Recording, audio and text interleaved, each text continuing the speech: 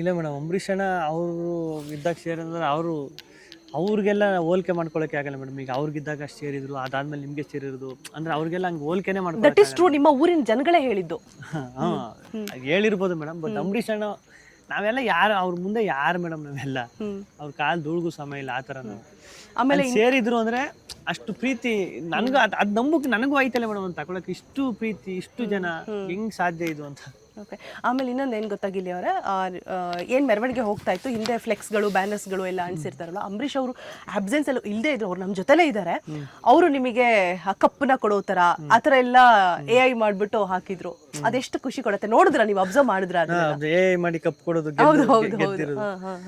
ಅದೇ ಅಷ್ಟು ಗೆಲ್ಲೇಬೇಕು. ಈಗ ಗೆಲ್ಬೇಕು, ಗೆಲ್ಬಹುದು ಅನ್ಕೊಳ್ಳೋದು ಬೇರೆ.